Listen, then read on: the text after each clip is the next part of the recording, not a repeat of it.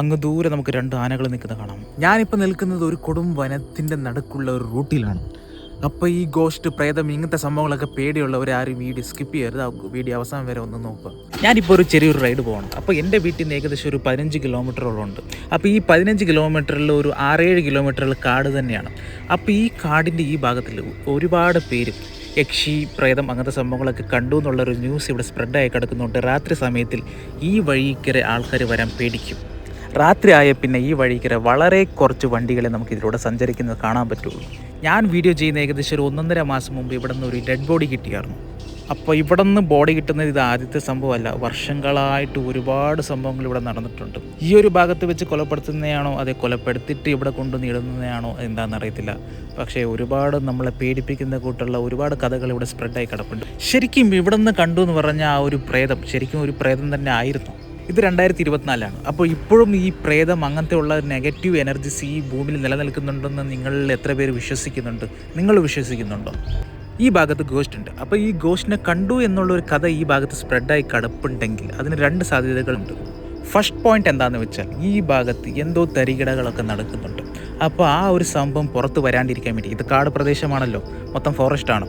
അപ്പോൾ ഇതിൻ്റെ ഉള്ളിൽ എന്ത് സംഭവിച്ചാലും പുറത്തറിയും, റോട്ടിക്കര പോകുന്ന അറിയും.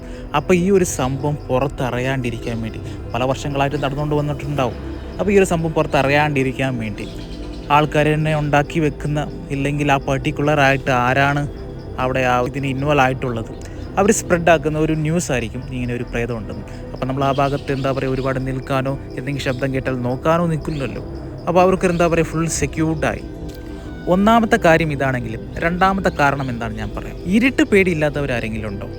ചെറുപ്പത്തിലെ നമ്മൾ ഈ രാത്രി സമയങ്ങളിലൊക്കെ പുറത്ത് കളിക്കാൻ ഇറങ്ങാറുണ്ട്. അപ്പോൾ നമ്മുടെ പേരൻസ് പറയാറുണ്ട് പുറത്തിറങ്ങരുത്, പാമ്പുണ്ട്, പ്രേതമുണ്ട്, മൂങ്ങയുണ്ടെന്നൊക്കെ പറഞ്ഞ് നമ്മൾ പേടിപ്പിക്കാറുണ്ട്.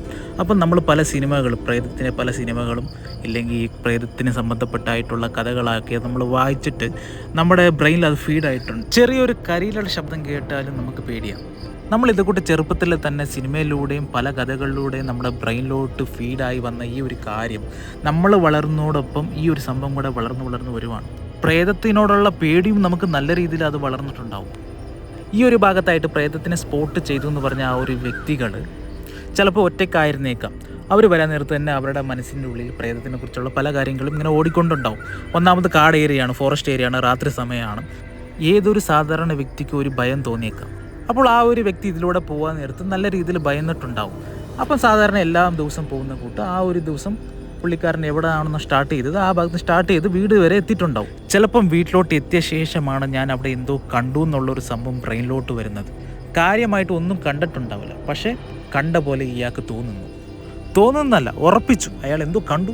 അത് പ്രേതത്തിൻ്റെ കൂട്ടുണ്ടായിരുന്നു. എല്ലാ കാര്യങ്ങളും ഉറപ്പിച്ച് ഫുള്ള് പാനിക്കായി. മൊത്തത്തിൽ അവിടുത്തെ സിറ്റുവേഷൻ തന്നെ ഫുൾ കോംപ്ലിക്കേറ്റഡ് ആയി എന്നൊരു സ്ഥിതിയിലോട്ട് എത്തും. ഇല്ലെങ്കിൽ പോകുന്ന വഴിക്ക് തന്നെ അയാൾ ബോധം കെട്ട് വീഴാനുള്ള സാധ്യതയുണ്ട്.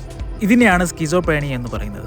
ഒരു തരത്തിൽ പറയുവാണെങ്കിൽ ബ്രെയിൻ ഡിസോർഡർ എന്ന് തന്നെ പറയാം. നമ്മുടെ ബ്രെയിനിലുണ്ടാകുന്ന ചില കെമിക്കൽ ചേഞ്ചസ് ആണ് ഈ ഒരു ബ്രെയിൻ ഡിസോർഡർ, ഇല്ലെങ്കിൽ ന്യൂറോ ട്രാൻസ്മിറ്റർ എന്ന് പറയുന്ന ഈ ഡിപ്പോമൈൻ എന്നുള്ള ഒരു ഈ ബ്രെയിനിലുള്ള ഒരു കെമിക്കലിലുണ്ടാകുന്ന മാറ്റങ്ങളാണ്. നമ്മൾ ചെറുപ്പത്തിലാണെങ്കിലും ഒരുപാട് എന്തൊക്കെയോ കണ്ട് നമ്മൾ പേടിച്ചിട്ടുണ്ടാകും, ഇല്ലെങ്കിൽ ഒരുപാട് സ്ട്രെസ്സ്, ഇല്ലെങ്കിൽ നമുക്ക് വേണ്ടപ്പെട്ടവർ ആരെങ്കിലും മരിച്ചു പോയിട്ടുണ്ടെങ്കിലും ഈ കഞ്ചാവ്, MDMA പോലെയുള്ള ലഹരി വസ്തുക്കൾ ഉപയോഗിക്കുന്നവർക്കും ഈ ഒരു ഡോപ്പമൈൻ്റെ ഒരു കെമിക്കൽ റിയാക്ഷൻസ് ഉണ്ടാവാൻ സാധ്യത കൂടുതലാണ്.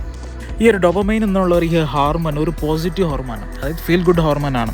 നമ്മൾ ക്ലാസ്സിലിരിക്കുമ്പോൾ നമുക്ക് എന്തെങ്കിലും ഡൗട്ട്സ് വന്നെങ്കിൽ ചോദിക്കാൻ കുറച്ച് പേടിയായിരിക്കും, ഇല്ലെങ്കിൽ ഒരു നെർവസ് ആയിരിക്കും. അപ്പോൾ അത് ധൈര്യത്തോടെ മോട്ടീവ് ചെയ്ത് അത് ചോദിക്കാനുള്ള ഇത് ഉണ്ടാക്കിയെടുക്കുന്ന ആ ഒരു ഹോർമോണാണ് ഈ ഒരു ഡോപ്പമൈൻ എന്ന് പറഞ്ഞൊരു ഹോർമോൺ.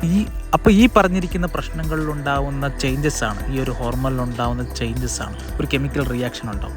ആ ഒരു ചേഞ്ചസ് ആണ് നമുക്ക് സ്കിസോഫ്രീനിയ എന്നൊരു രോഗം ഉണ്ടാക്കി വെക്കുന്നത്. അപ്പോൾ ഈ ഒരു രോഗത്തിൽ നമുക്ക് ഡെലൂഷൻ ഉണ്ടാവും, ഹാലുസിനേഷൻ പോലുള്ള സംഭവങ്ങളുണ്ടാവും. ഡിസോസിയേറ്റീവ് ഡിസോർഡർ ആണെങ്കിലും ഡെലൂഷണൽ ഡിസോർഡർ ആണെങ്കിലും അങ്ങനത്തെ പല സംഭവങ്ങളും നമുക്ക് ഉണ്ടാകാനുള്ള സാധ്യതകൾ കൂടുതലാണ്. ഇപ്പോൾ സിമ്പിളായിട്ട് പറയുകയാണെങ്കിൽ ഹാലുസിനേഷനാണ്. നമ്മൾ കാണാത്ത ഒരു സംഭവം കണ്ടു എന്നുള്ള ഇത് നമ്മുടെ ബ്രെയിനിൽ തന്നെ നമ്മൾ ഉറപ്പിച്ച് പറയുന്നു. ഈ ഒരു ഹാലുസിനേഷനിലാണ് 2 രീതിയിലുണ്ടാവും, വിഷ്വൽ ഹാലുസിനേഷൻ പിന്നെ ഓഡിറ്ററി ഹാലുസിനേഷൻ എന്ന് പറഞ്ഞിട്ട്. നടക്കാത്ത സംഭവമാണെങ്കിലും ഇല്ലെങ്കിൽ ഇല്ലാത്ത സംഭവങ്ങളാണെങ്കിലും അതൊരു വസ്തുവാണെങ്കിലും സൗണ്ട് ആണെങ്കിലും അതിൻ്റെ ഒരു പ്രസൻസ് അവർക്ക് ഫീൽ ആവും. അവിടെ നിലവിലില്ലെങ്കിലും ആ ഒരു സംഭവം അവർ കേട്ടുവെന്നും കണ്ടുവെന്നും ഉണ്ടാവും. ഇങ്ങനെയുള്ളവർക്ക് അവരെ തന്നെ കൺട്രോൾ ചെയ്യാൻ ഭയങ്കര ബുദ്ധിമുട്ടായിരിക്കും. ചില 1% സാധ്യത സൂസൈഡ് ചെയ്യാനുള്ള സാധ്യതയുണ്ട്. പിന്നെ ഒരുപാട് സ്മോക്കിങ്, ഡ്രിങ്ക്സ് ഒക്കെ അഡിക്റ്റഡ് ആയിരിക്കും അങ്ങനെയുള്ളവർ. കൂടുതലും സ്മോക്ക് ചെയ്യുന്നതോടെയാണ് അവർ ആ ഒരു റിലീഫ് അവർ കണ്ടെത്തുന്നത്. എന്തെങ്കിലും ചോദിക്കുവാണെങ്കിൽ പെട്ടെന്ന് വയലൻ്റ് ആവാനുള്ള സാധ്യതയുണ്ട്. അപ്പോൾ ഇതിനൊക്കെ നല്ലൊരു സൈക്കാസ്ട്രിക്സിനെ കണ്ടിട്ട് നമ്മൾ നല്ല രീതിയിലുള്ള ട്രീറ്റ്മെൻറ്റ് ആരംഭിക്കുന്നതായിരിക്കും ബെറ്റർ. ഈ പ്രേതത്തിനെ കണ്ടു, അവരുടെ ഒരു പ്രസൻസ് ഫീൽ ചെയ്തു എന്ന് പറഞ്ഞ് പറയുന്നവർ ജസ്റ്റ് ഒരു ഹാലൂസിനേഷനാണ്, ബ്രെയിനിലെ കെമിക്കൽ ഉണ്ടാകുന്ന ചില ചേഞ്ചസ് ആണ്, സയൻറ്റിഫിക്കലി പ്രൂവ് ചെയ്തിട്ടുള്ള കാര്യമാണ്. ഇനി സയൻസിനെ വെല്ലുന്ന സൂപ്പർ നാച്ചുറലായിട്ടുള്ള കാര്യങ്ങൾ ഇല്ലെങ്കിൽ നെഗറ്റീവ് എനർജി പോലെയുള്ള സംഭവങ്ങളൊക്കെ ഈ ഭൂമിയിൽ ഇപ്പോഴും ഉണ്ടെങ്കിൽ അത് നമുക്ക് വരുന്നിടത്ത് വെച്ച് കാണാം. ഇപ്പോൾ നമ്മൾ പ്രേതത്തിൻ്റെ പേരൊക്കെ പറഞ്ഞിട്ട് പേടിക്കേണ്ട ഒരു ആവശ്യമില്ല, അതൊക്കെ 100% ഫേക്കാണ്. അപ്പോൾ പറഞ്ഞ് ഇപ്പം ഏകദേശം മൈൻ റോഡിൽ എത്തിയിട്ടുണ്ട്. അപ്പോൾ ഞാൻ ഏകദേശം ടൗൺ ഭാഗത്തെത്തി. അപ്പം ഈ കാണുന്ന റെസ്റ്റോറൻറ്റിൽ നിന്ന് നമുക്ക് വല്ലതും കഴിച്ചിട്ട് പോകാം. ഇത് ഇവിടെയുള്ള അത്യാവശ്യം ഫേമസ് ഉള്ള ഒരു ക്ഷേത്രമാണ്, ശ്രീ മഞ്ജുനാഥേശ്വര സ്വാമി ടെമ്പിൾ എന്ന് പറയും. ഈ ഒരു വിമാനം ശ്രീമതി പ്രിയാവന്ത ബിർളയാണ് ഈ ഒരു അമ്പലത്തിന് ഗിഫ്റ്റായി കൊടുത്തിട്ടുള്ളത്.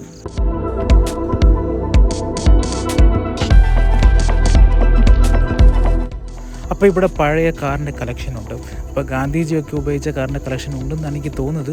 പണ്ടം കണ്ട കയറിയത് ഓർമ്മയില്ല. അപ്പോൾ ഇതിനെക്കുറിച്ചൊക്കെ ഉള്ള ഒരു ഡീറ്റെയിൽ വീഡിയോ ഞാൻ പിന്നെ ചെയ്യാം. ഇവിടെ 2 ആനകൾ നിൽക്കുന്നത് കാണാം. അപ്പോൾ ഒരു ആനയ്ക്ക് ഏകദേശം ഒരു 4 വയസ്സിനടുത്ത് പ്രായമേ ഉള്ളൂ. അപ്പോൾ 3 ആന ഉണ്ടായിരുന്നു. ഒരു ആന മരണപ്പെട്ടു, അല്ലെങ്കിൽ ചെരിഞ്ഞു എന്ന് പറയാം. ഇപ്പോൾ 2 ആനകൾ മാത്രമേ ഉള്ളൂ.